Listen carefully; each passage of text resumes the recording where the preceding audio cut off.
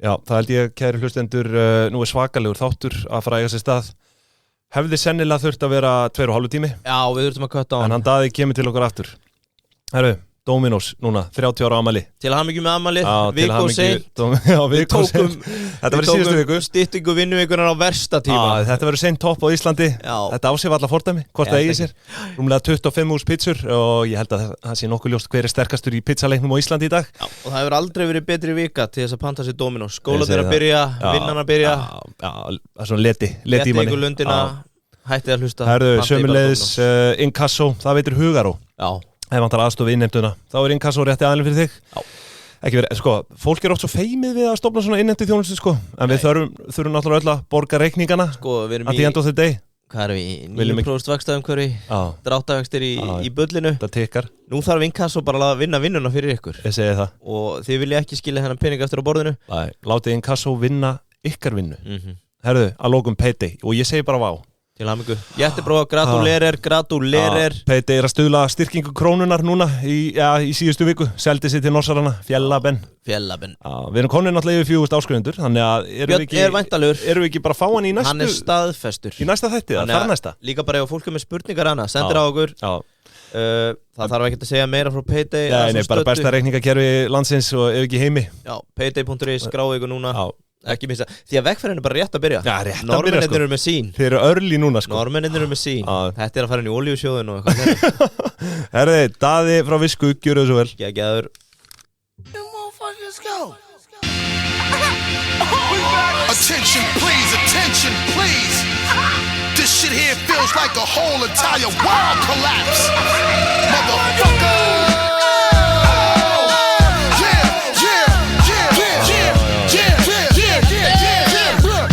Herri, ég er að fatta, ég heyri ekkert í mér. Hækkaði í mér. Maður svo. Jú, þetta er rugla. Ekki? Hver er þetta, Daði? Hvað erum við að hlusta á? The Warriors. Við erum að hlusta á M.O.P. Annie Up. Ósætt lag, stemmingslag. Já, ég heyri það. Þú maður keiri þetta í gang. Er þetta, sko, mér langar bara að fara beint í efnið. Ég ætla að bjóða hlustendur velkomna þetta. Já, ég var að hugsa, Michael Burry, þú kannstu hana ekki, úr hérna Big Short. Já. Jú. Þegar hann var ekki með Metallica, frekar hann Pantera, að brilla blíjantnum, allt á milljón. Já. Er þetta svona hjá ykkur í kryptóinu, að þið eru að hlusta á M.O.P. og... Já, það getur verið svona stemming. Er stemming? Já, ég heyri ekki neitt. Heyrir ekki neitt í þér? Nei. Herru, það þarf eitthvað að laga þetta. Já, allt í lagi. Jú, pásum aðeins. Já. Herru, við erum konur aftur, við erum búin að laga þetta. Já, djöfull. Herru, þið eru að hlusta á Pingjuna og við erum hérna Adóiti, mætti með góðan gest, Daði Kristjánsson, meðstofnandi og framkvæmdastjóri Visku Digital Assets. Hjartanlega velkomin í þáttinn. Takk hérlega fyrir það. Viskubrunnur, beint úr Visku. Þú hafðir orðað því hérna fyrir þáttinn, þú hefur eitthvað að hlusta á okkur. Passar það ekki? Já, það passar. Það er bara hrós ykkur fyrir skemmtilegan þátt. Já, þakka fyrir. Líka gaman að þið sé að kafa svona eins og í tölurnar og hlusta á eitthvað af því og líka einhver viðtöl. Já, skemmtilegt. Nú fyrir við að detta aftur inn í ásreikningana, Einmitt, algjörlega. En það er nú samt staðið lengi til að fá þig, sko. Nú ertu komin við, hérna, þú náttúrulega byrjar með Visku þarna í febrúar. Já. Bara 2022. Já. Bara sama tíma og við erum að hefja Pingjuna, sko. Já, þá varst þetta fyrsta nafn á blað, sko. Já, þannig að núna 1,5 ári seinna ertu mættur. Já. Fyrsta spurning, hvað áttu mörg Bitcoin? Segir svona. Við tjáum okkur ekkert um það en hérna, eins og ég segi, við getum rætta í meiri detail hvað Bitcoin er og það er mega sens en ég held að það sé ekki náttúrulega að vera út í einhverja svoleiðis. Nei. En er það þannig, svona frá degi til dags, eins og fjárfestarnir og annað, þeir vita ekki nákvæmlega hvað þeir eru með? Ertu að tala um sjóðfélag okkar? Já. Já, jú, ég meina, menn vita hvað sjóðurinn er stór og svo framvegis, en það er ekkert sem að, og ég þarf kannski að hafa þann fyrirvara á að við erum fagfjárfestasjóður, við markaðssetjum okkur eingöngu gagnvart fagfjárfestum og þar alveg er ég ekki að auglýsa hann út á við og ekki á opinberum vettvangi. Ég er svona hendur mínur aðeins bundnar um að tala beint um sjóðinn. Já, ok. Þannig að það er komið skýrt fram. En svona fyrir sjóðfélag, geta þeir bara kalla eftir, herðu, ég vil fá að vita hvað þú stöndum nákvæmlega þetta? Það kemur bara vikuleg yfirlit sem koma yfir þróun. Já, það er ekkert svona live chart eitthvað. Nei. Ekki enn. Þannig að þetta ekkert ósvipað hjá mörgum öðrum fagfjárfestasjóðum sem annað með vikulegt eða mánaðarlegt eitthvað slíkt. Einmitt. En sko, hvernig svona ef við, þú veist, svo förum við aftur í krypto eftir, við reynum að taka svona smá söguskýringar. Já, við svona viljum aðeins krifja mannin fyrst, sko, og fara aðeins yfir ferilinn. Hvernig hjartslátturinn á dögum sem þessum? Við erum að taka þetta upp í dag, föstudegi, Bitcoin hvað, niður í dag eða ekki? Jó, ég meina þetta maður nú búinn að vera í þessu í nokkur ár og vanur í þessum sveiflum. Já. Það snýst alltaf hvað áhættu þetta að taka og hvað þetta horfa til langs tíma. Já. Og þannig að það þýðir ekkert að vera að velta sér upp úr einhverjum dagsveiflum alltaf. Já, mjög gott. Þannig að sko, og það náttúrulega lykilatriði að fjárfesta í þessum heimi af ábyrgð og það kannski alltaf margir sem gleyma því. Já. Og að gíra sig upp og ráða ekki við sveiflur og springa á liminu og það ekki svo leið sem allavega við tölum fyrir. Þetta samt sko, þetta eitthvað sem þú þróa með þér, svona að þú stáltöður, manstu eftir að hafa verið stressað kannski fyrst eða?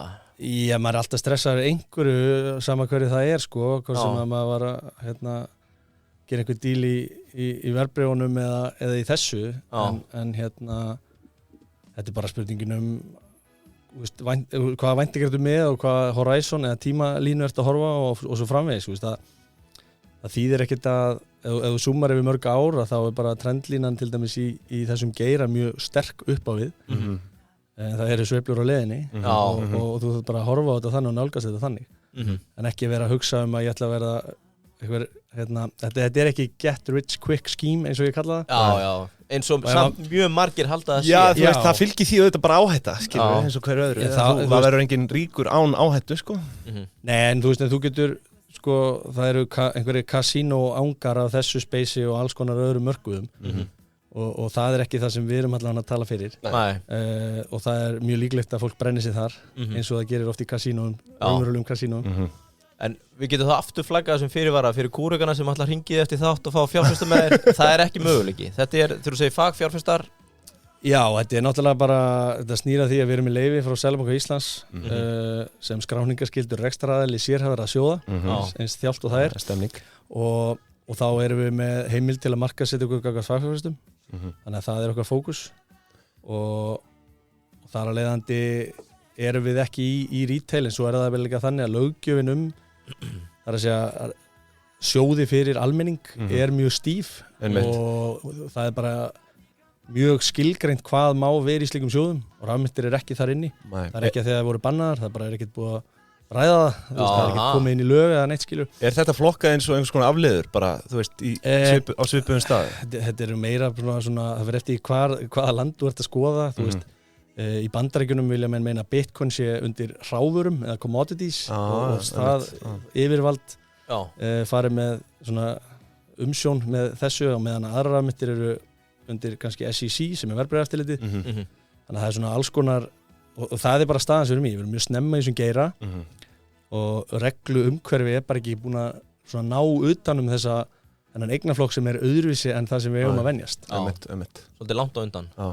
Markaðurinn þar sé undan regluverkinu. Það alltaf þannig með svona disruption, bara skiluru á einhverju nýju, það tekur tíma, en Evrópa var að innlega löggjöf þetta núna og þannig að þetta alltaf gerast. En þetta þá væntanlega ástæðan fyrir að kannski ekki komin einhver svona vísitölusjóður sem bara og getur keypt einfaldlega í 4 stærstu rafmyndunum eða eitthvað og þetta bara óskilgreint þarna. Já, en það hins vegar að gerast, það að koma erlendis og það núna mikil umræða þessa svokallu kaupallasjóði heita ETFs á ensku og núna bara sem sagt eru að minnsta kosti 8 umsóknir sem liggja fyrir hjá bandaríska verðbréfaeftirlitinu svokallan Bitcoin ETF sem þá bara kaupallarsjóður sem á Bitcoin gefur út skírteini sem eru skráð á markað og þetta er tæknilegar ástæður fyrir því að þetta getur verið meira svona aðlaðandi fyrir stofnanafjárfesta af því að þá þurfa hjá vaslaðir þessi skírteini bara með hefðbundnum hætti sem þeir þekkja, þurfa ekki sér infrastruktúr fyrir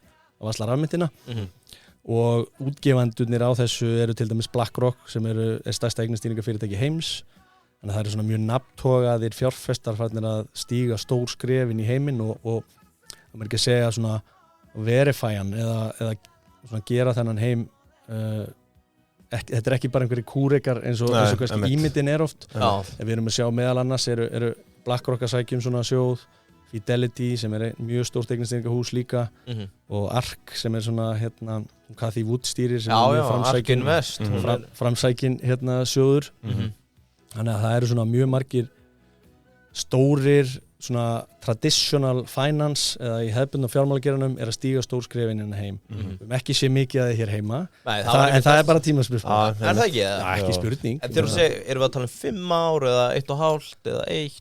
Þetta tali í einhverjum árum eflaust sko, við erum ennþá snemma það margt sem þarf að svona þessi heimar þurfa svona þess að og það það sem ég reyni að gera, að tengja þennan hefðbundna heim sem ég hef starfað í einhver 16-17 ár við þennan heim sem að fólk margir eru hræddir við og misskilja og þekki ekki og regluverk og ýmislegt annað þarf að koma til að þetta nái almennilega klístrast saman og verða eignaflokkur sem það sem ég tel þetta vera og þetta svona verðandi stór eignaflokkur sá eignaflokkur sem muni vaksa meir en aðrir á næstu árum og það ástæðan fyrir að ég í þessu. Þannig að þú lítur á þetta sem einhvers konar geymsluverðmæti frekar en gjaldmiðil, þú veist, telur að þetta muni taka yfir ríkismiðla? Gjaldmiðla? Sko, þetta ótrúlega flókið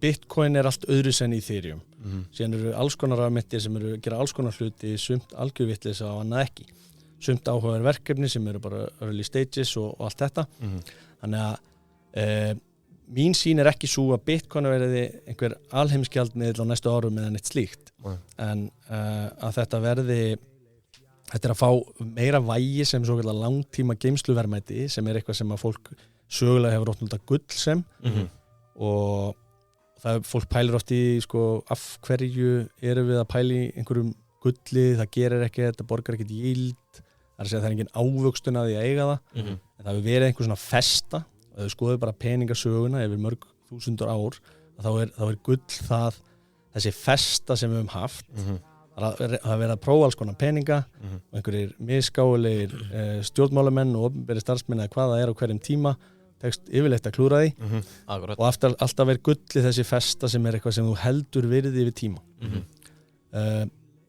þetta eitthvað sem að kannski síðustu ár ef þú horfður bara síðustu 40 ár frá gullfóturinn ánum 1970 en 71 en frá þeim tíma þá kemur verðbólga 70 til 80 í Bandaríkjunum cirka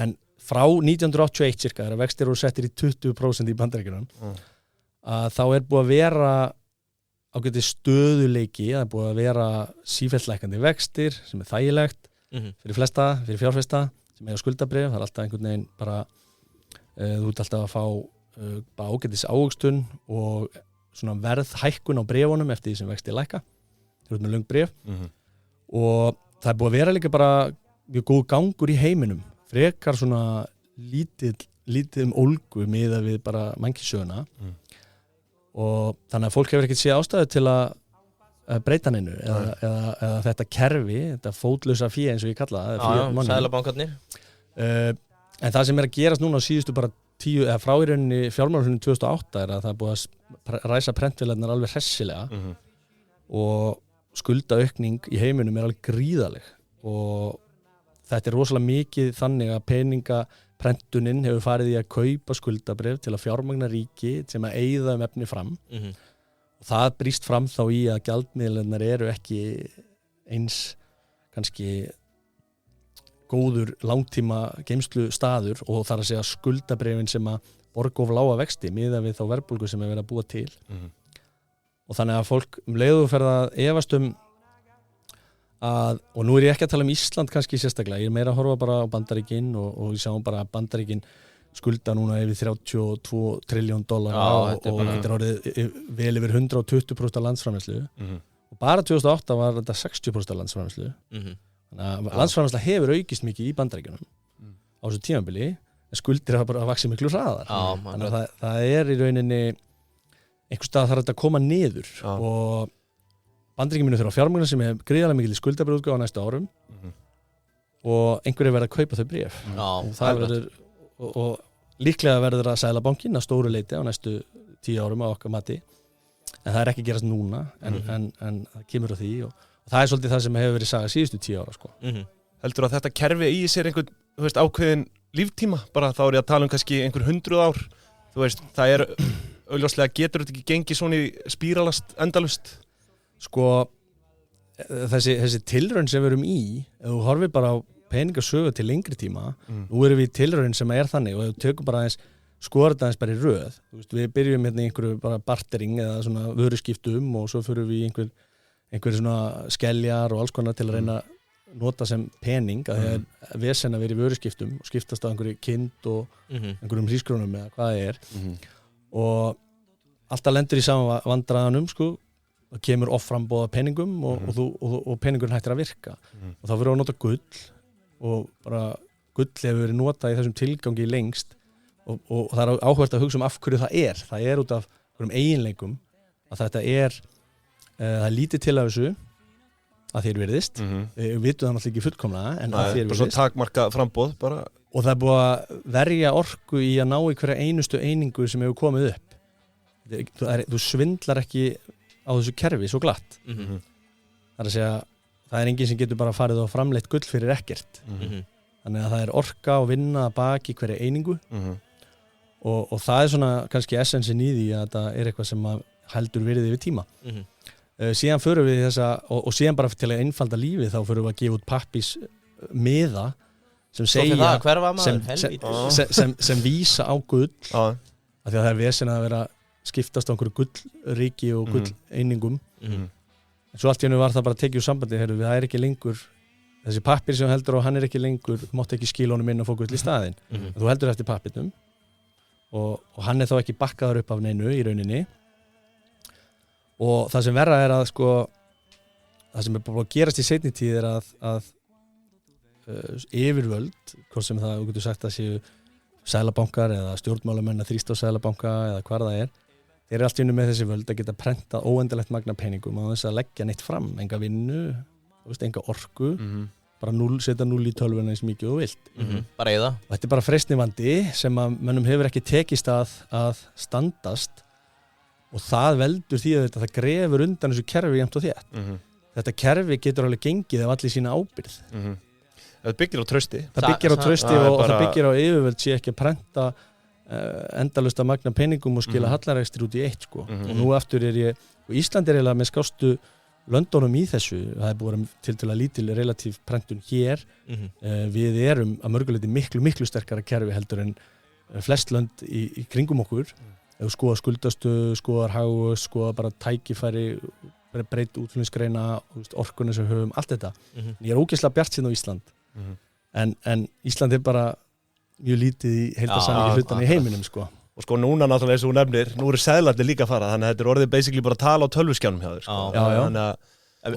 og það kemur sko þú veist, og Bitcoin kemur svolítið þarna inn því ég er að tala um gull og þú veist, það er það sem að það hefur engin Bitcoin eining orðið til á þess að það var lögð fram einhver vinna af tölvur í þessu tilviki sem er skilvirkara og þannig að þú veist og það er svona að því fólk segir að það sé ekki bakkað upp af neinu en náttúrulega í dag eru milljónir tölva allan heim sem bakka upp þetta kerfi með orku og eru í rauninni að keppast að fá velun, þetta er bara hvatakerfi til að staðfesta færslur sem eru færðar yfir netið þetta óháða driftstýrða net og það er þeirra frjálsa val það er ekkert fyrirtæki sem að borgar þeim fyrir að taka þátt í þessu þetta er bara hvatakerfi, þetta er uppfinning sem að milljónir aðila í heiminum velja að taka þátt í að fúsumfrálsum vilja þetta er bara opin kóði og það er það sem er svo magnað að þessir aðilar velja að tryggja kerfið og gera þetta öflugasta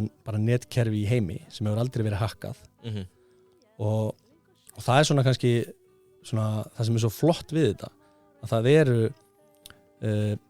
kerfið er algjörlega traust það hefur aldrei verið hakkað það er fullt af aðilum sem að velja að taka þátt í því af því að þeir sjá hag sín í að gera það þetta snýst allt hvata bara örstuð, bara vitum við að þetta er traust, þú veist, gæti hann Nakamoto bara ekki tekið þetta allt út bara og fokkað okkur öll er haldbær möguleiki á því? Staðan er bara þannig að það vita allir hvernig kerfið er byggt upp þetta er opin kóði. Þannig að það sjá allir kóðan, það sjá allir hvernig kerfi virkar. Það engin lykill að kóðanum sem getur bara destroyað kerfinu. Fattur hvað ég meina? Þetta bara, þannig að þú veist, þetta í rauninni bara uppfinning sem sett fram í upphafi og þetta útgáfa áætlun og það kannski það sem svo flott við, það bara ákveðin útgáfa áætlun sem lögð fram. Það verða til svona margar einingar á með þessum hraða og 4 ára fresti helmingast nýmyndunin sem eru velunin sem fara til þeirra sem staðfesta fæsluna. Hafning? Jú, halving. Halving. Bara, og í dag verða til 900 Bitcoin á dag og næsta helmingun, eða þú kallaði íslensku, er í apríl næsta ári, svona öllum líkindum. Það eftir hvað tekur langan tíma? Það búið að staðfesta ákveði marga bálka að þá verða til 450 á dag, næstu 4 árin, cirka. Og þetta bara forritað það enginn sem hefur völd til að breyta þessu. Nei. Það þarf gríðarlega breiðan konsensus yfir allt kerfið til þess að breyta þessu. Og ef það eitthvað sem að ég held að fólk, svona, þeir sem standa baki Bitcoin, þegar ég segi þá bara þeir sem eru eiga Bitcoin, þeir sem mæna Bitcoin, þeir sem eru bara í þessu kerfi, ef það eru eitthvað sem eru sammálum, þá það verða bara til 21 miljón Bitcoin. Já, inn í end. Já. Herru, nú ætla ég að henda stökkvinn, henda kútum til hlustenda. Við erum komin beint út í djúplaugina. Daði Kristjánsson, ég vil vita hver maðurinn. Ég þykist vita úr Akureyringur. Já, kannski við fáum að spólum 17 ára aftur í tíma. Kannski við fáum að koma tveim samstarfsaðilum eins og Keldunni og talandi rafmyntir, þá eru þau auðvitað komin með yfirliti við þróun á öllum helstu rafmyntum í dag.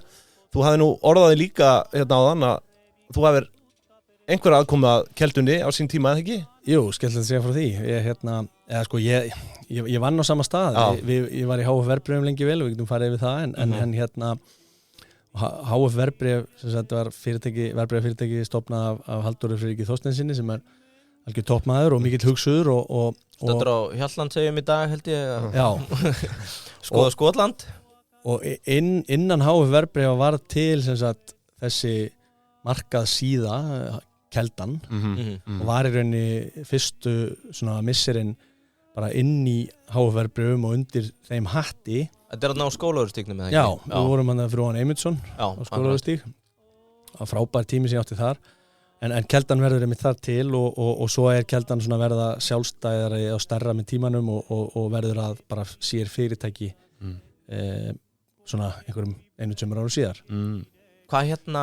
Mæli mikið með Keldunni. Já, þú ert væntanlega hefur verið diggur gegnum tíðina þarna inn á. Þetta er miðstöðin. Þú hefur nú ennþá gaman að ásetningunum eða ekki þótt þú sért komin í. Jú, það er svona spurning alltaf bara hvað maður hefur mikinn tíma. Já, akkurat. En svona hvernig hefur þetta þróast? Var þetta, við þyrftum bara að fá Tórsarran frá Keldunni en ég man eftir ég mitt, þetta er stofnað inn í HF. Já. Var þetta fyrst bara fréttasíða eða var þetta fyrst vísitölurnar og manstu það? Nei, þetta voru nú Mér minnir þetta að vest bara verið fréttir til að byrja með. Bara alla viðskiptafréttir. Þeir sem eru búin að lengi í bransanum munið til síðu sem heit M5 en þeir eru náttúrulega svo ungir að það var svona viðskipta það var ekki viðskipta síða sem svona púlaði saman viðskiptafréttir og þetta var ný og betri útgáfa af M5 held ég að hann hefði hitt, já, ef maður þetta rétt. Já, byrjaði semst að taka saman alla viðskiptafréttir og svo koma hérna, hvað heitir þetta? Bara gröfin og bara alla töflurnar og þetta helsta. Herru, við þökkum Keldunni að sjálfsögðu kella fyrir og svo það Rekus maður minn, maður var alltaf búin að jafna sig eftir Mark Dixon. Já, hann var flottur. Ég veit var hann geggjaður gæi, en fyrir ykkur öll úti sem að eru heima hjá okkur að vinna, farið inn á Rekus og kynnið ykkur staðhætti þar. En líka bara fyrir lítil með stór fyrirtæki hybrid vinnustaður að gefa starfsfólki þennan séns að geta unni hvaðan sem er. Algjörlega. Rekus.is, hefur þú eitthvað verið þar? Nei, eitthvað minna. Hvað er með skrifstofu aftur? Skóalíð 12. Skóalíð. Sem Pricewaterhousecoopers er til húsa. Já, og það er ekkert Bitcoin geimt þar eða? Nei.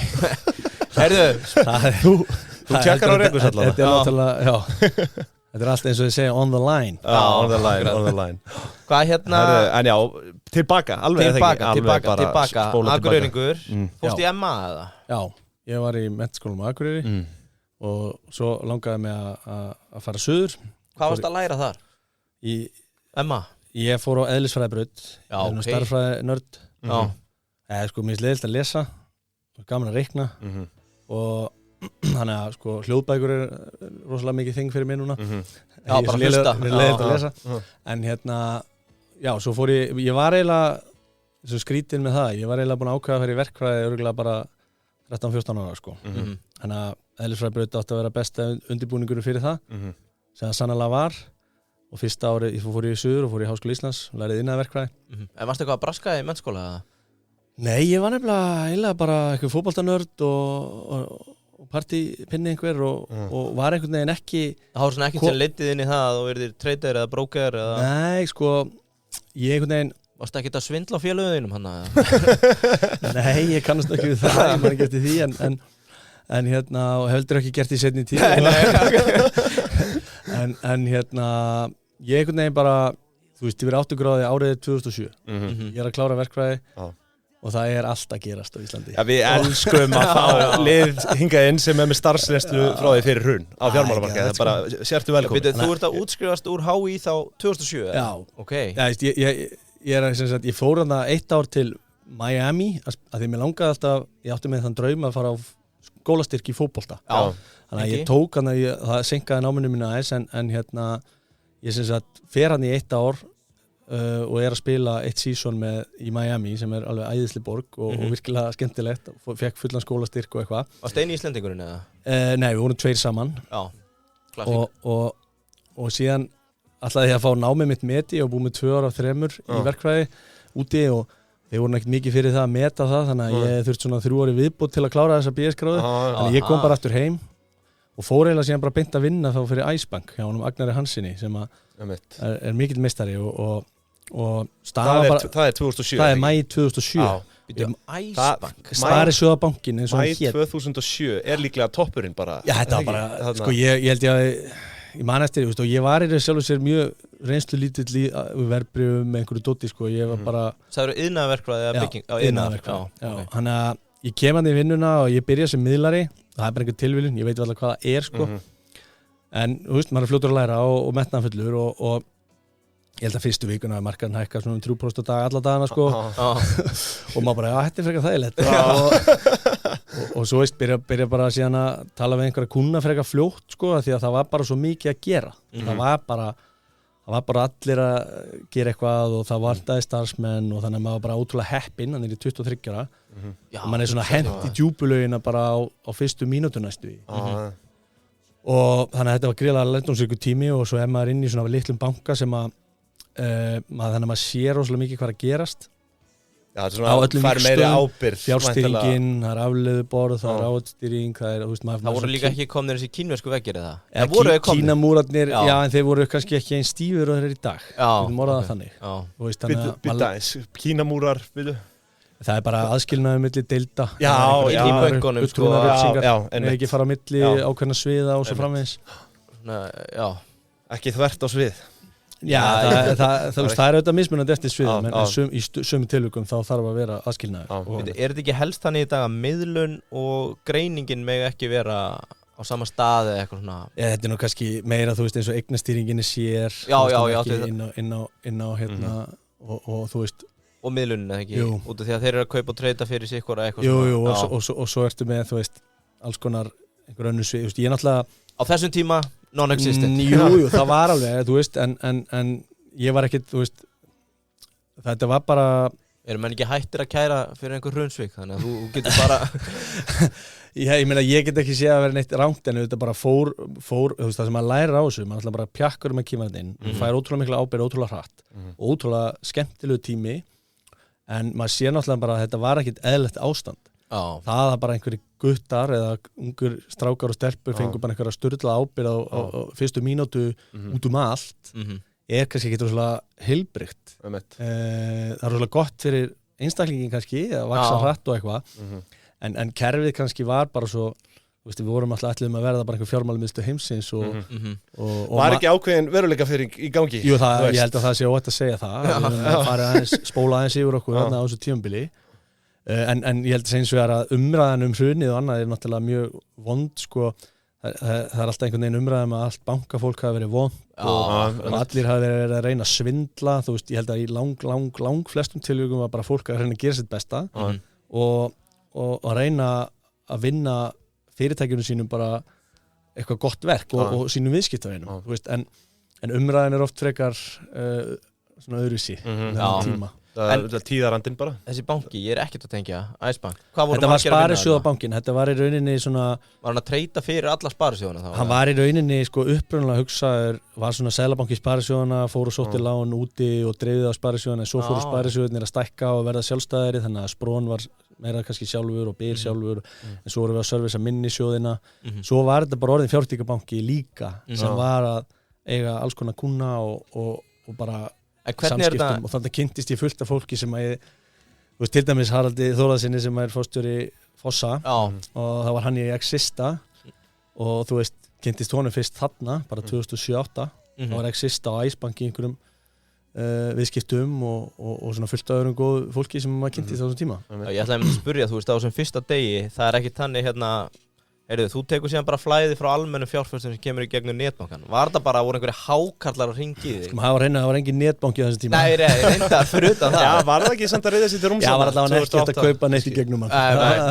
Ég hef heyrt í dagar svona 9 miðlarar, það er bara svona að pikka upp flæði í gegnum netið sem eru bara svona 200.000, para þetta og settu. Sko, við vorum ekkert að díla við almenningan ennum viti, sko. Já, þetta voru bara fagfjárfestar og stærri. Já, aðra stofnanir, þú veist, einhver fjármálafyrirtæki, alls konar. Já. Þannig við vorum með alls konar afleiðu samningum og dótið, maður þurfti að vera... Bara strax dottin í það? Mjög fljótt, já, því við vann með mjög góða fólki sem var að hjálpa mér og ég spurði örugglega svona 1.000.000 spurninga fyrsta mánuðinn. Og þú veist, en það er bara hlutaði að skilja hlutina og vaksa og dafna. Þú verður að þora að spyrja spurninga. Það er minn blautasti draumur, hafa verið að vinna í afleiðudeild fyrir hrun, sko. Það er bara... En hvernig var þetta fyrsta ár? Og þú veist, svo farið í gegnum hrunið? Já, ég rauninni bara allan tíman, alveg frábær tími, ótrúlega skemmtileg andi og þetta hundleiðilt að fara í gegnum hrunið. Fór þetta á hausinn? Þetta endaði með að vera tekið yfir.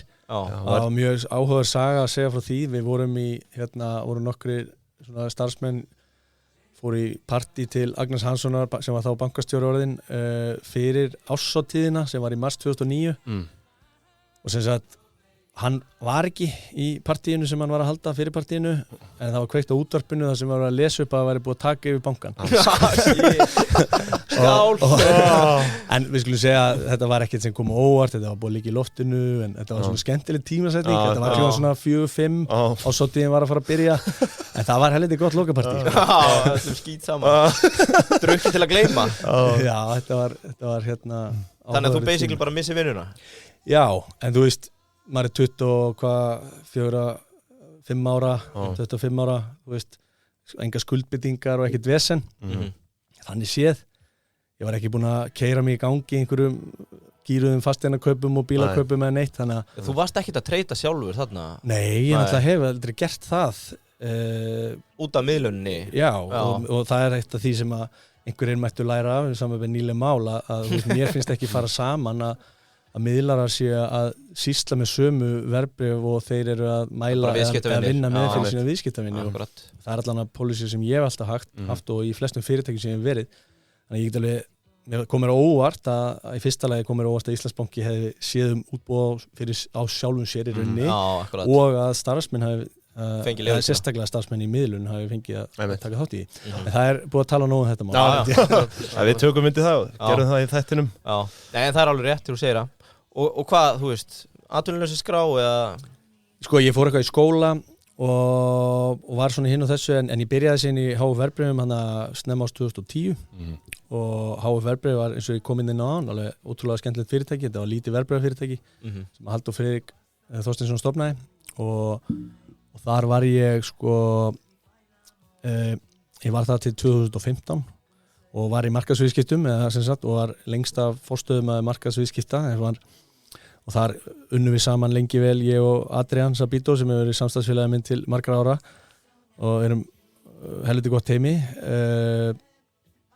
og en við endum með að sem sagt og svo var hann Andri Guðmundsson framkvæmdastjóri sem er líka mjög góður vinur minn og lærði mikið af hann ákveður síðan að fara til Svíþjóðar og ég tek við af honum sem framkvæmdastjóri hérna 2014 og það virðist vera hvað, rétt 30? Já, er það ekki að heitast að allir sem taka við fjármálafyrirtæki séu 30 eitthvað? Já, ég held að Halldór sem blæti fyrir 30 drengina. Þeir takki ég var 30 þegar hann gerði með framkvæmdastjóri Alfreð, þannig að þetta trendi hjá hann. Já, akkurat. Þannig að þetta var gríðarlega skemmtilegt og áhuga reynsla að stýra svona, að því að það er svo mikið regulation í kringum svona fyrirtæki. Þú þarft að fara í hæfismat hjá fjármálaeftirlitinu og sinna eins og málum, en ég viðurkennt að mér finnst skemmtilegra að stunda bara business, vera í viðskiptum heldur en að vera bara í svona svokallum admin hlutverki, þannig að ég var að reyna að gera bæði og það er mjög krefjandi að vera að gera bæði. Já,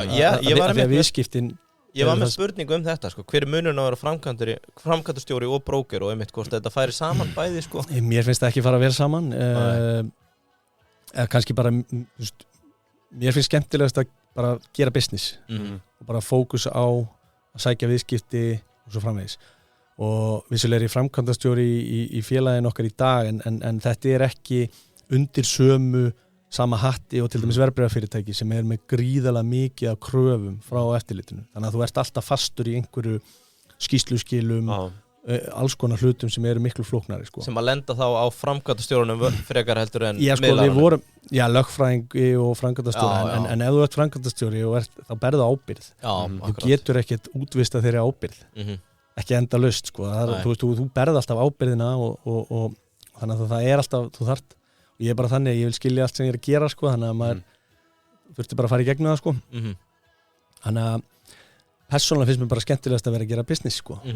En við erum með mitt búin að tala þá, byrjar á Icebank að miðla, ekki treyta, bara brókera. Já.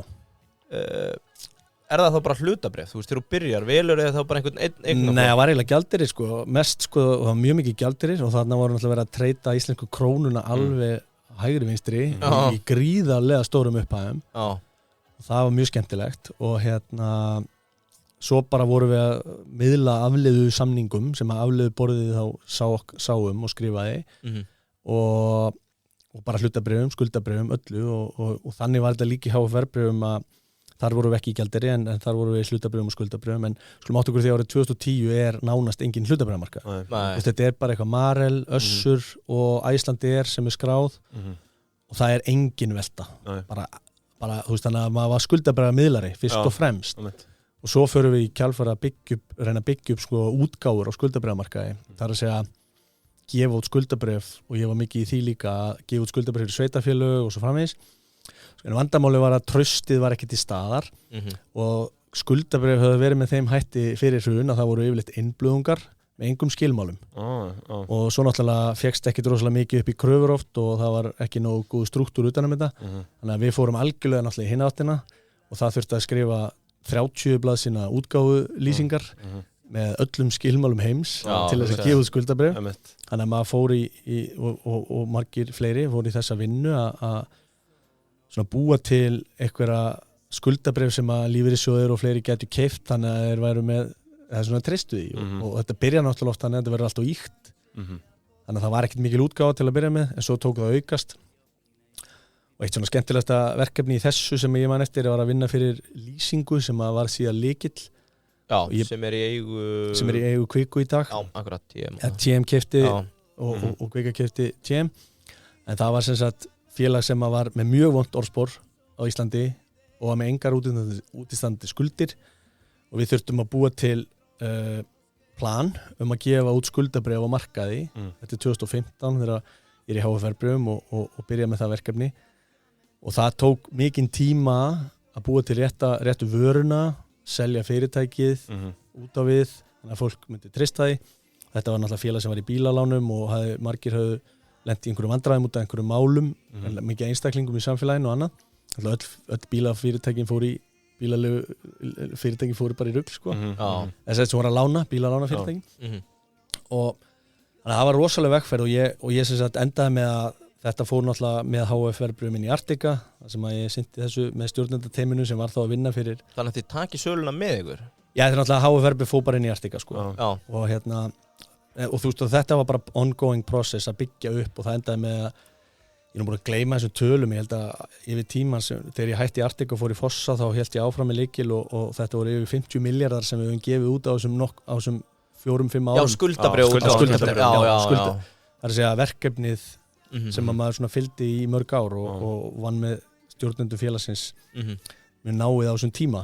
Greiðlega mikilvægt svona skemmtilegt verkefni og þegar fólk heldur alltaf að fólk í fjármálum sé ekki að gera neitt, þú veist, en sko miðlun peninga er mjög mikilvægur þáttur í uppbyggingu alls samfélagsins og hvernig það virkar. Það þarf að sækja peninga frá þeim sem eiga á, miðla þeim til einhver sem þarf að nota á, koma þeim í vinnu, almenningu geti gert eitthvað og fyrirtæki geti hjálpa almenningi að gera eitthvað og svo framvegis, en það er bara kannski oft mikil misskilningur það er bara sjampo í hádeginu og út á jómfrúni alla daga, helvítið, ég sé þig. Það er skuldabréfin, þau stýra heiminum, það er bara þannig. Já, en eins og ég segi, svo fyrir hlutabréfamarkaðurinn náttúrulega bara byggjast upp meira og meira og þannig að ég er rosalega mikið fókuserar á skuldabréf með lengi, bæði útgáfur skuldabréfa, við gefum út fyrir alls konar fyrirtæki og sveitarfélög og fleira og gaf mikið út fyrir Reykjavík á sínum tíma og gaf út nýtt bréf, nafn mitt er þar á blaði, ég veit ekki hvort það sé gott í dag. Þetta er það ennþá á blaðinu? Já, þetta er náttúrulega bara bréf sem rennur úr 2035 sko. Og hægt að treyta með það í dag? Nei, það var í útboði núna bara daginn og öllu hafnað, en það er annað. En þetta er svo mikið umræðinni með Reykjavík, en ég hef engar áhyggjur af því að það verður ekki staðið við skuldbindingar, það er bara að fara að reka borgina betur. Algjörlega. En já, og þannig að svo fyrir hlutabréfamarkaðurinn að vaxa og hann er náttúrulega meira dóminerandi í dag heldur en skuldabréfin sko. Og þú veist, hvað gerist? Þú fer til Arctica? Já, við seljum HFR fyrir í Arctica og fara nokkri starfsmenn yfir með, ekki allir og síðan er ég þar í nokkur ár og átti frábæran tíma, gekk mjög vel. Agnar Hansson var þar einmitt fyrir og saminuðumst á ný og en síðan endar að ég og Adrian færum okkur yfir til Fossa 2018 og sem var líka frábær tími og gekk rosalega vel á þessum tíma, mikið af skemmtilegum. Sorry, þú og Adrian, voru þið bara eitthvað teymi eða? Já, í rauninni sko, þú veist. Það var bara, ef þú vilt fá mig, þá tekur Adrian með. Fóruð þið saman í starfsviðtölu eða? Nei, ég hef ekki sagt það, en fyrir þá sem að sáu, þú veist, þetta oft verið 1+1 verður 3 sko og þetta var bara þannig, við unnum bara mjög vel saman og meikaði bara meiri sens að vera saman sem teimi og þannig að já. Er þetta algengt í dag? Heldur að þú getur hort inn í einhvern banka og sé bara þessi tveir eru ekkert endilega sko. Nei, ok. En svo náttúrulega endanum, þú veist, ég að skilja við Adrian og þegar ég fór til Visku því að Adrian kannski hefur ekkert verið að fókusa mikið á þessar rafmyndir en við getum farið betur í það. En var fólk þegar þú tekur þetta hopp yfir, held það að þú væri búin að missa vitið bara eða varst eitthvað var við það? Örugglega, ekki, og þeir sem þekktu mig vissu náttúrulega að ég var búin að pæla í þessu mjög lengi. Það er að segja ekki taka þetta skref, heldur pæla í þessu markaði. Ég hef búin að vera involved í þessu markaði og þetta var þá allavega eitthvað sem ég gat tekið þátt í á þess að búa til hagsmunaárekstra við mína viðskiptavinni inn í Fossum sem dæmi, því að það er engin pæli rafmyndum þar á mínum viðskiptavinnum. Og bara engin að spá í þessu það? Í rauninni ekki sko, eða bara mjög fáir en ég náttúrulega þurfti að tala, eða bánsa hugmyndum með einhverjum og fá einhvern til að vera svona hrifin af þessu eins og ég eða svona byrja að pæla í þessu og sjá þessi tækifæri og þá byrja ég að tala við góðan vin minn Guðlaug Gíslason sem að var nú með okkur Adrian og Agnar í Arctica og hann er svona krönsari, mjög duglegur að krönsa og hann byrjaði að skoða þetta líka og við höfum eiginlega ekkert bara stoppað síðan sko, maður er bara alltaf að reyna að sækja sig meira dýpri þekkingar á þessu mörkuðum og þetta tengist þetta líka, við erum búin að skoða miklu betur og dýpra erlendu markaðina, skuldabréfamarkaðina, hvað, þú veist, alla pælingar í kringum hefðbundna markaði. Aðeins, áður við dettum núna inn í Crypto Juice-in, klárum hlutabréfavertíðina eina. Forsana. Já. Stærsta treytið, hvað er svona minnistæðasta treytið á þessum tíma?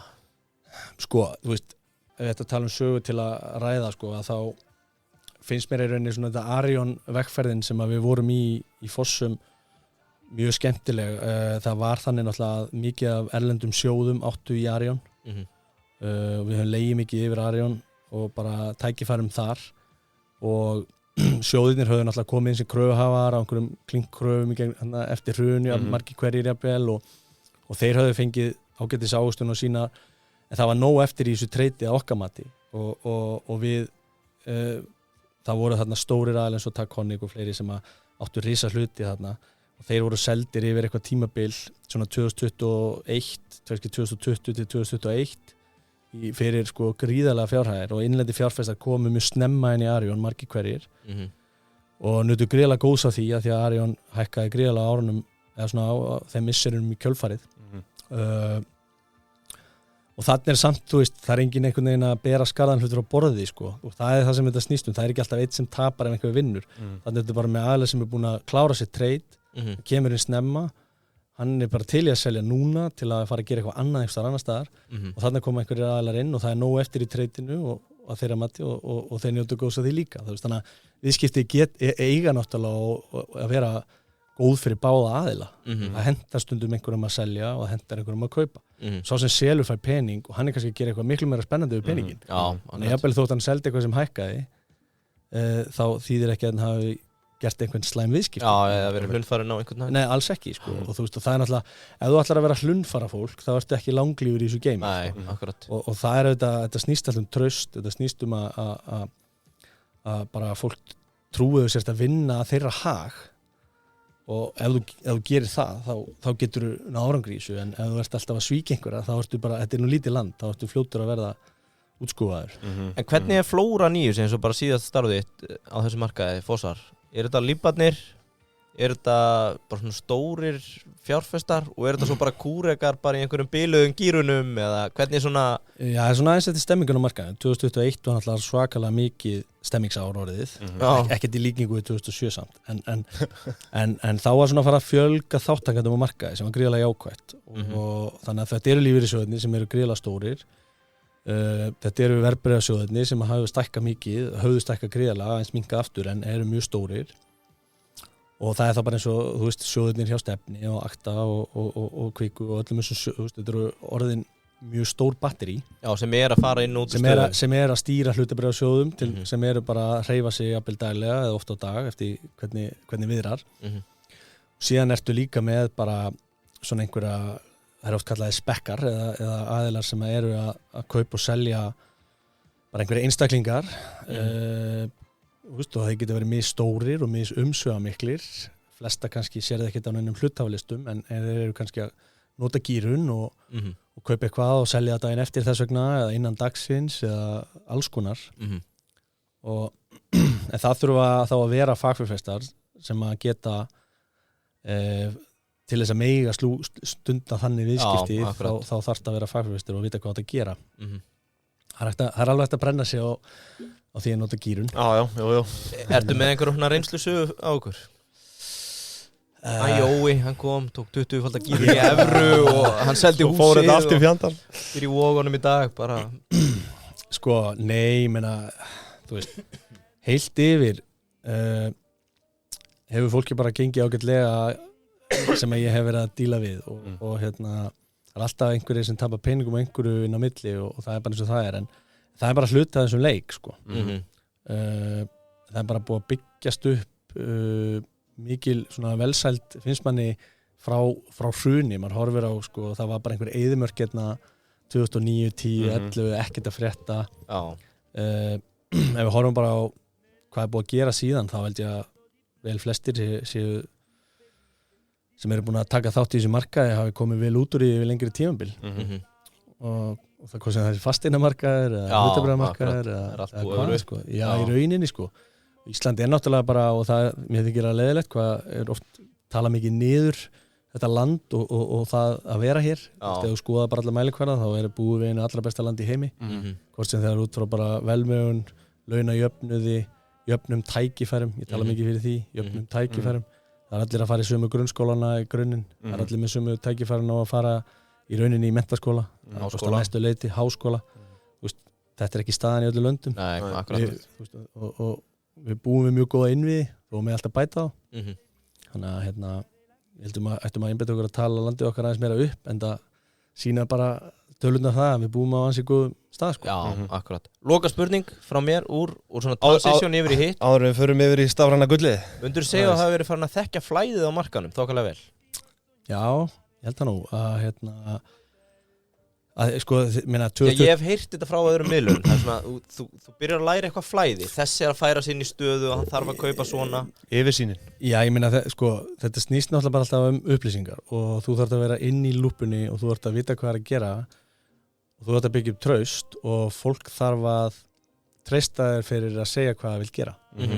Það ekkert alltaf að því að þú veist að þú ert búin að krönsa ásreikningin betur en einhver annað. Það bara út af því að þú hefur séð viðskipti fyrir að við komandi áður og gerðir það vel eða byggir upp traust yfir einhver tíma. Þannig að aðilinn sem með allar upplýsingarnar, hann bestur í að búa til viðskiptin. Hann bestur að púsla þeim saman.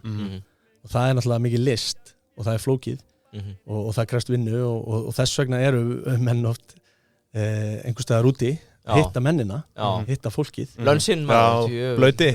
Stundum, það getur komið fyrir. En að því að upplýsingar eru bara lykill í þessu og flæðið, þú veist, þaðan kemur flæðið í rauninni. Já, akkurat. Og þannig langar mig að transitioni. Hvernig er það á kryptómarkaði þetta? Ertu að upplifa það svolítið bara að þú ert á byrjunarreit þegar kemur að þessu eða? Sko, íslenski hlutabréfamarkaðurinn sem dæmi er bara, eða skuldabréfamarkaðurinn er náttúrulega bara öðru sem allir markaðir. Hann er lítill, það eru fáið þáttakendur, þannig að það er actually raunhæft að vera með einhvers konar yfirsýn yfir flæðið. Þannig séð, þú veist, það er ekki eiginlega hægt að heimfæra það á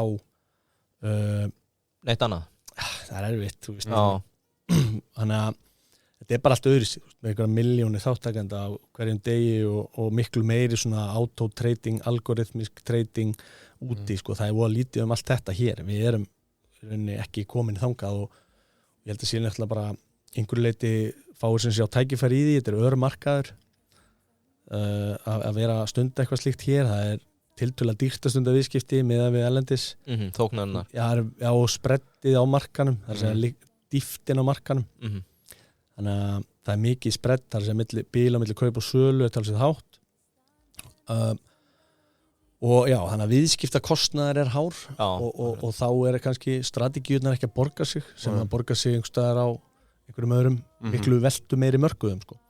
Og við erum að sjá, það er aðilar að nota, hefðbundin fjármálafyrirtæki farin að búa til svona kryptóarma sem eru kannski ekki endilega að taka neinar stöður í stefnunni, hvort að það sé að fara upp eða niður, heldur bara með einhvers konar svona quantitative models eða svona algorithmic trading. Er það ekki líka samt einhvers konar tæknigreining? Já, sko, þetta er meira svona strategíu sem er einhverja forritaðar út frá ákveðnum þáttum.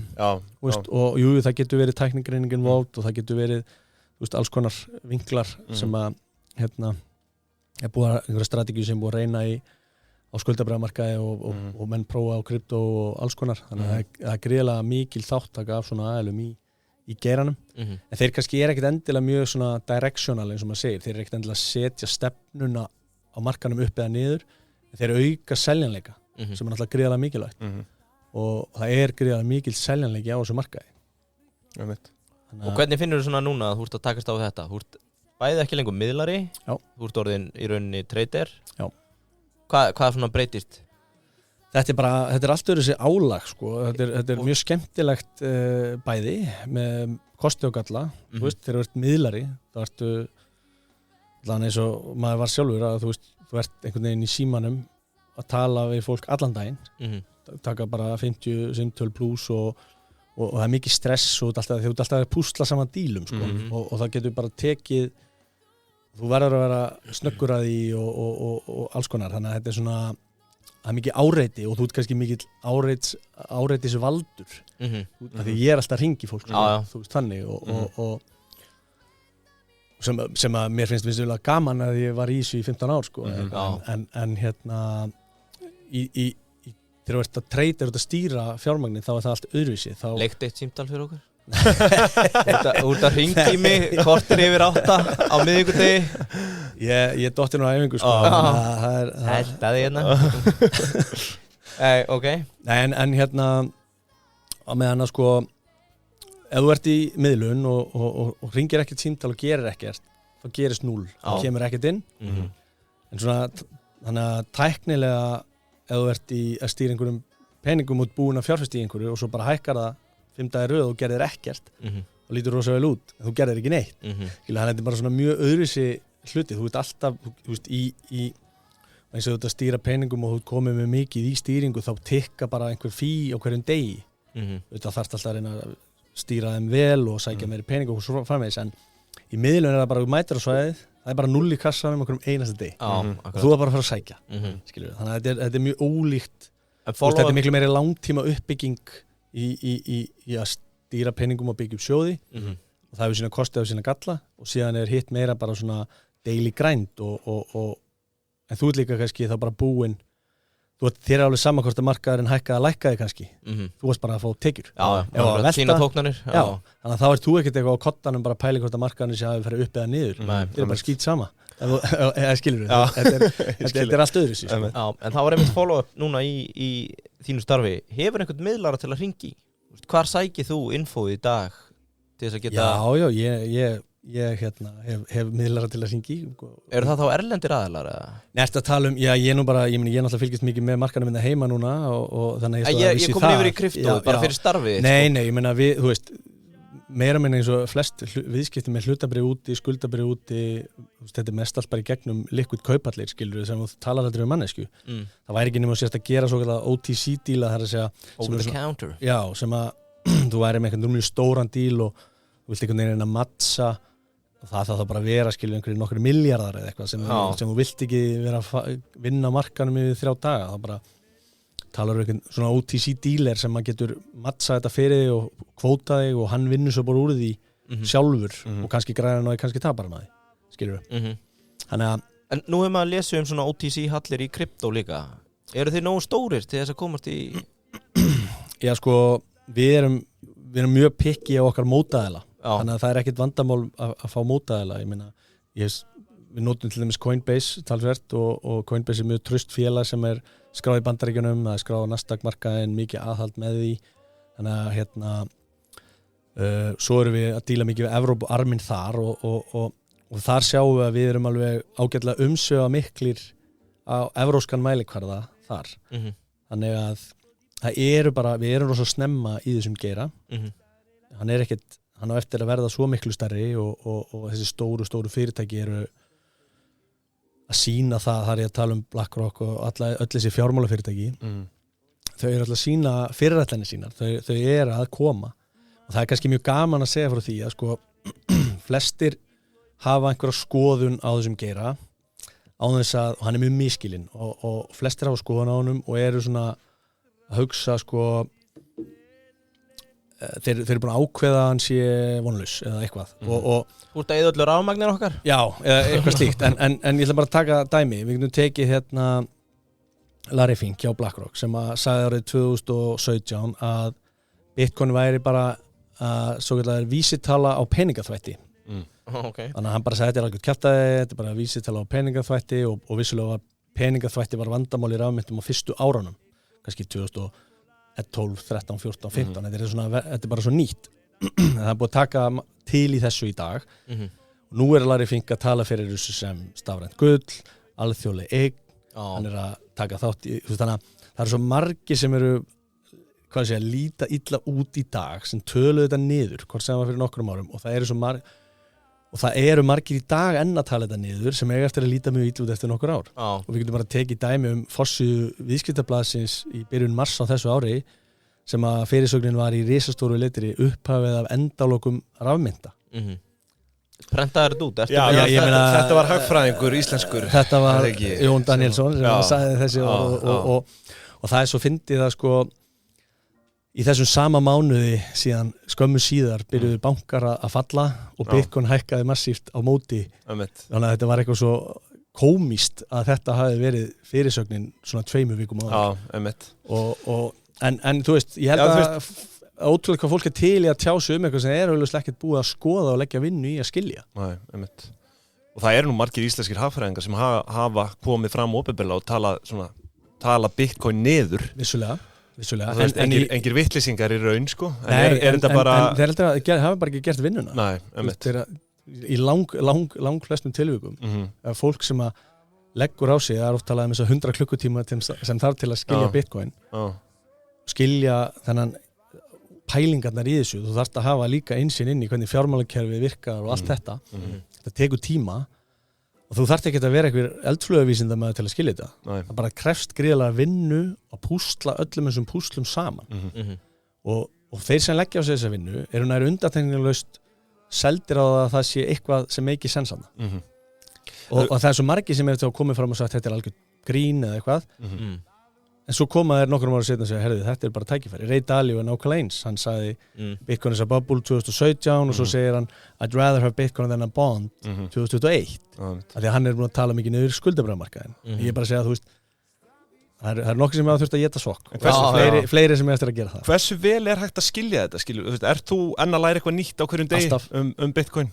Já, bara, þú veist, þetta er náttúrulega bara bálkakeður, rafmyntageirinn er alveg gríðarlega bara umsvifamikill og það er alltaf eitthvað nýtt að gerast og mér veist ég alltaf vita ekki neitt, skilur það er bara þannig þegar þú byrjar að hella þér í eitthvað að þú veist, það er alltaf eitthvað að vita meira því meira sem þú veist, því meira áttarðu á því og veist ekki neitt það er alveg hárrétt það er akkurat þannig, sko en ég held eins og að teimið sem að það kannski Já, ég ætla að spyrja, hver eru með þér í þessu? Já, og það er þetta, ég er ótrúlega stoltur af þessu teimi sem er með mér í þessari vinnu. Við stofnum þetta 6 aðilar og það er að veru eiginni kannski 2 svona alveg með kór bara fjármála reynslu, ég og Guðlaugur Gíslason sem var með mér í Artika og við svona byrjuðum að pæla þessu svolítið mikið saman á sínum tíma. Síðan er hann Kristján Ingi Mikaelsson og Daniel Fannar Jónsson sem að hafa verið mjög lengi í geranum sjálfur í tæknigeranum. Þannig að þeir kom mikið úr tæknigeranum. Það er ekki forritara? Sko, Kristján er mjög mikil forritari. Daniel kemur meira úr svona að vinna í tæknigeranum og hann var sko Head of Blockchain Technology hjá Atnorth gagnaverinu. Og þannig að við erum með forritarna þekkingu, við erum með greiðlega tækniþekkingu og innviði og Daniel er líka mjög lengi búin að vera tengjast við erlenda aðila úr geranum af því að hann er búin að vera í þessu mining lengi. Þannig að hann er búin að Grefti. Já, og það er bara þetta rafmynta, þessi geiri á heimsvísu er ekkert svo stór ennþá í rauninni. Þannig að það er komin góð sambönd, síðan eru Gunnlaugur Jónsson sem er framkvæmdastjóri fjártækniklassans líka með okkur í þessu og Jón Grönvold sem að kemur svona meira með tækni en líka með fjármálaþekkingu, vera með eignastýringar gráðu frá Cass Business School. Cass Business School? Þetta er það ekki í London. Ég veit ekki. Þekkið ekki. Mér minni það, já. Þannig að þetta er í rauninni bara blanda af fólki með reynslu úr hefðbundum fjármálagera og blanda af aðilum sem eru búin að vera lengi í rafmyntageranum, tæknigeranum. Þannig að þetta teimi er mjög svona breytt og það sem kannski einhver geti gagnrýnt, þetta eru bara gaurar. Já, það er það eru konuna. Já, ég meina þú veist, það væri frábært en það er bara ótrúlegt að segja frá því líka að sko það er fullt af fólki búin að setja sig í samband eða fullt af strákum og kallmönnum búin að setja sig í samband við mig frá þetta fór á stað sem hafa lýst áhuga á að koma að þessu, lýst áhuga á að vinna hjá okkur eða eitthvað slíkt, við höfum ekkert verið að ráða en það var engin stelpa eða kona haft samband. Þannig að ég veit ekki, þú veist, hvernig það á að breyta þessu en við leysum það líklega ekki hér. En hvað er að senda á Daði að viska? Já. Við erum náttúrulega sama með viðtölin, við bara, sama hvaða stelpu við sendum á, nei, ég er ekki viðtölin núna og strákanir, þeir eru bara klárari að koma. Sama, sendi á pingjan eða vilja koma. Ekki spurning. Með visku samt? Já. Teimið, klár með það? Þú veist, Já, nei, við erum bara ótrúlega flott og teimið sem að eins og svo erum við bara alla daga að pæli hvað er að gerast á þessu mörkuðum, þannig að þú ert einhvern veginn eins og ég segi, þú ert alltaf í vinnunni eða aldrei í vinnunni eftir einhvern lítur á það, maður finnst gaman að þessu, maður er alltaf að pæla í þessu, svo fyrir maður í frí og maður er samt alltaf að skoða hvað er að gerast, er eitthvað nýtt, er eitthvað fréttir, þú veist. Það er náttúrulega eitt stór munur með þennan markað versus það sem þú varst, að þessi lokar aldrei. Aldrei. Já. Er það ekki svolítið nýtt að spá í því eða? Jú, það getur verið galli. Það er alltaf opið. Ertu að taka símtöl 3 á nóttinu bara, Japan er að hrynja, Bitcoinið, við þurfum að fara inn? Nei, þú veist, við höfum, það var komið moment þar sem að við tökum vaktir og þú veist, við erum einhver skilgreind level sem hægt er að fá ping, þú veist, þá vaknar við ef einhver level eru slegin og svona framvegis, einhver verð sko á einhverjum eignum. Er það þá bara gulli, pant Dominos, við erum að fara på skrifstofu og treyta? Já, það hefur alveg komið fyrir að við höfum tekið nætur vinnuna sko, en það auðvitað ekki þannig alla daga. Ég meina, við erum að hugsa það sem hugmyndin með því sem við erum að gera að einfalda fólki lífið í að fá svona exposure á þennan geira og horfa til langs tíma. Þannig að þú veist, við eigum ekki, það ekki okkar hlutverk að daytrada allan daginn alla daga. Það ekki það sem við erum að gera. Þú veist, við erum auðvitað að reyna að hreyfa okkur og nýta tækifæri, en við erum ekki að kaupa og selja allan daginn alla daga. Nei. Það ekki það sem þetta snýst um. Hversu, sko, ef ég spyrja, hversu drift þetta? Þú veist, þetta eitthvað ákveðið margar rafmyndir, þú veist, sem við erum að styðast við? Tæknilega gætu að vera mjög margar, en það kannski ekki verið neitt gríðlega margar. Ég meina, bara til að setja hann markaðans í samhengi. Þannig að þjóna allar mismunandi tækni og einhverju. Það ekki bara overload að ætla að vera í öllu. Já, það gengur alveg ekki. Ég fekk nú að finna fyrir því í Bitcash Pay hér árið, sem fór niður í 0. Ég hef ekki eins og heyrst það. Það var eitthvað frá Tævan eða eitthvað, ég man ekki. OnlyFans coin. Það svona casino coin. Það var smá stemning í kringu það, ég veit ekki það. En þessi markaðar í markaðsvirði rafmynda í kringum $1 trillion. Og sem sagt, helmingurinn af því, 50% af markaðnum Bitcoin. Þannig að þú veist, Bitcoin langstærsta. Síðan Ethereum svona 20%. Þannig að þessar tvær rafmyndir eru 70% af markanum. Og þessi tvö verkefni í rauninni samþykkt af þessum stóru aðalum í dag. BlackRock, Fidelity, Bank of New York Mellon sem stærsti vörsluaðili í heimi og elsti banki Bandaríkjanna farin að varsla þessar eignir og svo framvegis. Þannig að þetta 70% af markanum. Síðan ertu þetta með fullt af áhugaverkefnum og fullt af einhverjum þvælu og einhver stablecoin eða stöðuleikamyntir sem eru líka inn í þessu. Það er áhugavert fyrirbæri, kannski tökum það. Það mjög áhugavert að því að hugmyndin með stöðuleikamyntum einfallega bara að koma fiat gjaldmiðlum á bankakerfið, þannig að það sé auðveldara að eiga viðskipti með það. Síðan getur þú rætt það hversu stöðuverðar eru og hver það sem gefur þær út. Sko. Er það hvað heitir það? PayPal var nú eitthvað í þessu? Tether er stærsta stöðuleikamyntin. Circle USDC er næststærsta. Svona cirka og svo PayPal að stíga inn á þetta svið sem auðvitað mjög svona stór aðili í greiðslu geiranum. Þannig að það eru mjög mikið af þessum stóru aðilum að svona stíga einhver skref inn í hennar geira. Manst þú eftir Luna á því? Já, mjög vel.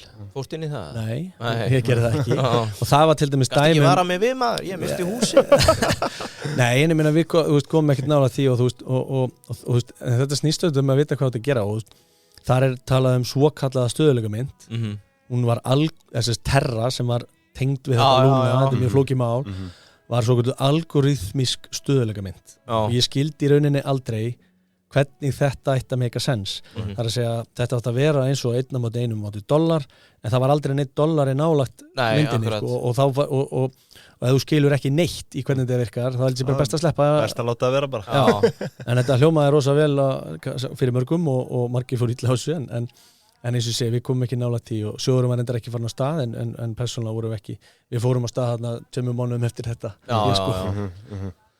Þetta bara mikið rússíbana reið, ég meina á þessu tíma, við erum búin að vera núna í sjóðurinn fyrir að stað þarna í byrjun júlí í fyrra. Við erum nýbúin með 1 ár og það er búið að vera mikið sem hefur gengið á þessum tíma.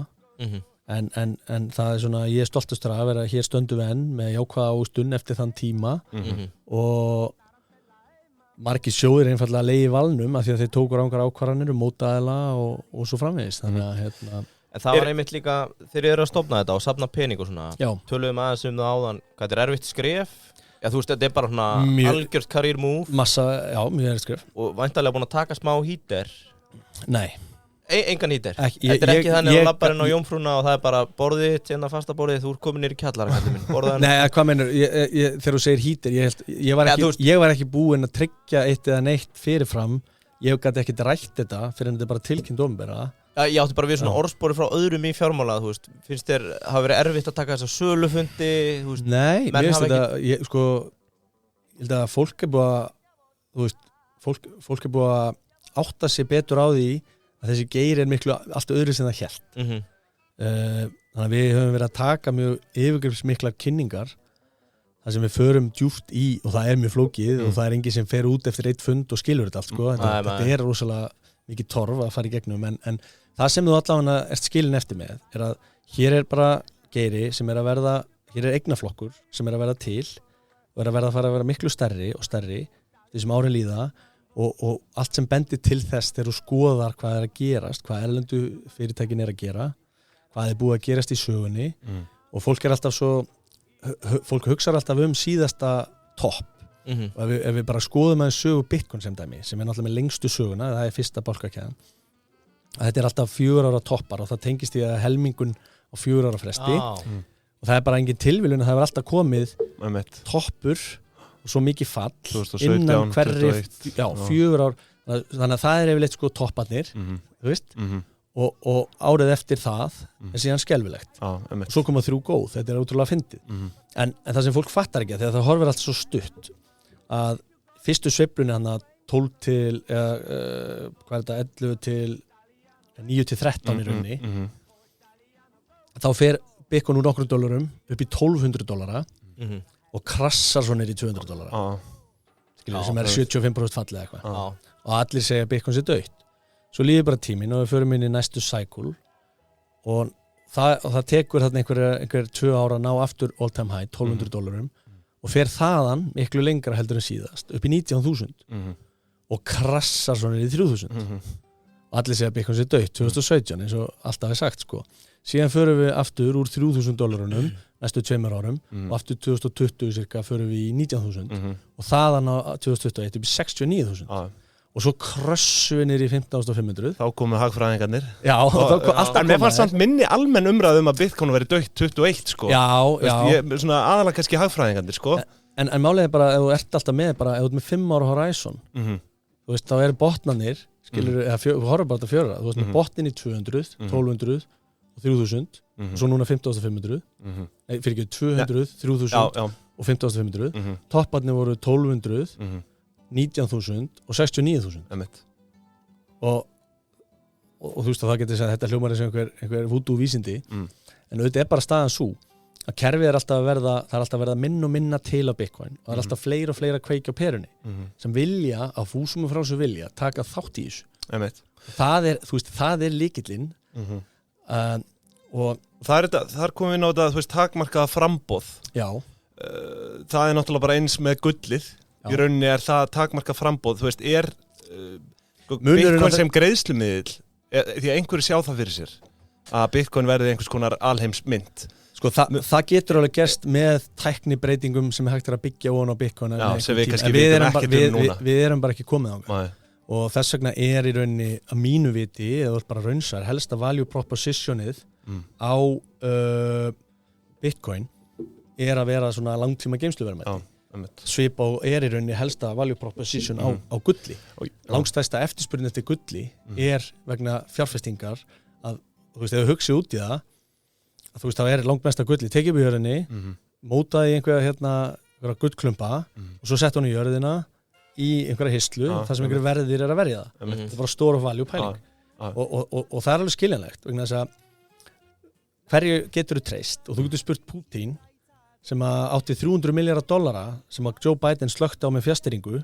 núna og það var ekki sérstaklega góð dýll að eiga dollara þannig að þarna ertu með óháða eign sem gull Joe Biden getur ekki tekið að gulli nema þá hann fari og ráðist á með hernaði skiluru hann getur ekki slökt á gullinu með fjastýringu og það er sama með Bitcoin þetta óháða eign sem engin einn aðili stýrir og hún bara svo miklu meðfærilegri og hún líka fyrirsjáanlegri í sko, þú veist hvað til þú veist hvað verður til við vitum ekki alveg hvað til af gulli í jörðinni en aftur að þessu sögðu þá þetta bara spurning flæði og gamli miðlarinn alltaf að pæla í flæði skilur og þú veist það ekkert eitthvað að Bitcoin tekur að fara allir þangað á morgun þetta snýst bara að fleiri að sjá og þarna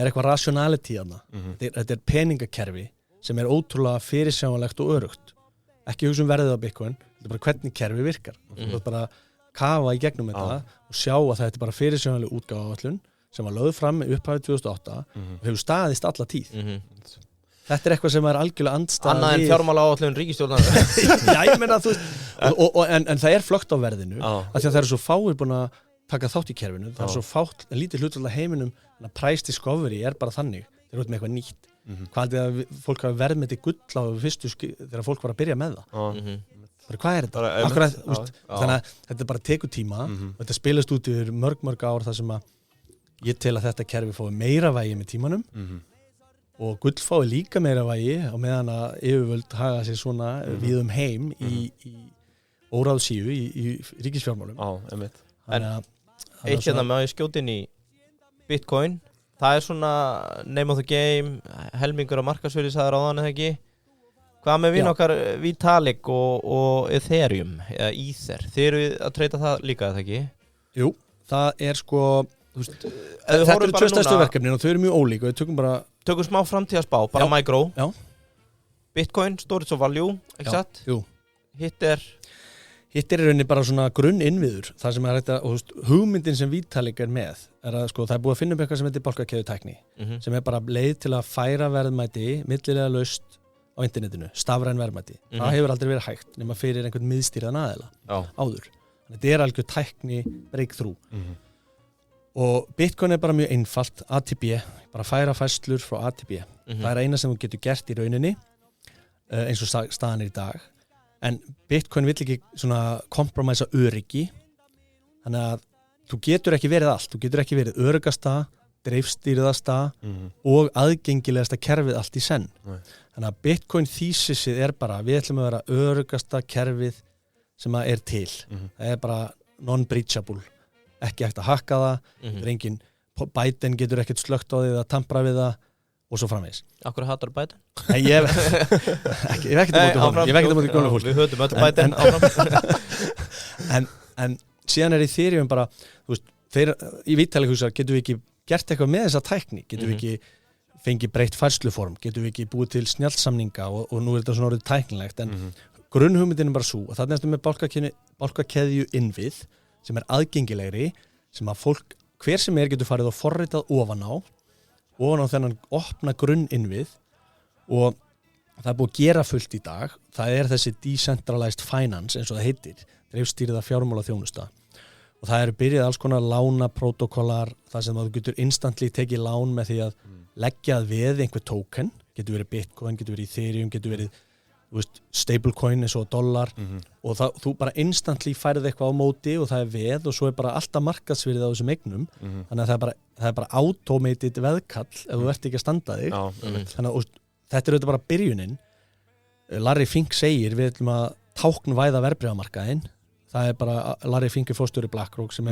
mínu viti áhrifamesti maður í eignastýringa heiminum hann segir bara verðbréfamarkaðinn verður táknvæddur það að segja tokenized þannig að þá ertu í rauninni þetta auðvitað tekur massa tíma þá myndir þú vera að keyra til dæmis á stærsta og traustasta opna innviðinum sem aðgengilegur sem í Ethereum og þá ertu farin að geta keyrt verðbréfamarkaði án milliliða það þarf engan í uppgjörið það þarf ekki T+2 snjallsamninga, smart contract já, og þetta í rauninni þá ertu í rauninni bara skiptast á verðmætum instantly á annars vegar token sem representar kannski þá bara krónur eða dollara eða hvað það og hins vegar tokenized Apple bréfi og þá ert bara komið með þetta instantly það er ekkert failure risk það er ekkert eitthvað eins og í hlutabréfaviðskiptum í dag þetta bara það er kaupöll og svo eftir 2 daga og borga og afhenda bréfin og þetta er rosalega óskilvist og þetta er rauninni lítið búið að breytast frá ég byrjaði á 2007 á þessu markaði þannig að við skulum segja að þessir innviðir munu breytast ég tel að opnir bálkakeðju innviðir og greinilega Larry Fink fleiri telja að þetta verði niðurstaðan þannig að og þá hugsaðu hvernig eru tekjur í þessu og svo framvegis það sem svo skemmtilegt við Ethereum að alla færslu náttúrulega eru með færslugjöldum og færslugjöldin fari svona pott sem renna til þegar þá sem að tryggja netið í gegnum svo kallar stake þetta tæknilegt það þýðir bara að þú getur átt í Ethereum þú getur valið að taka þátt í að tryggja netið með að leggja það veði og fá ávöxtun þetta algjörlega nýtt komið gildi í þetta núna hvað hún?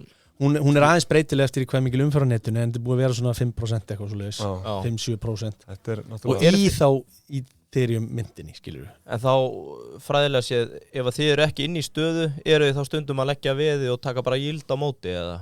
Við höfum ekki mikið verið að nota, við erum mjög konservatíri okkar nálgun.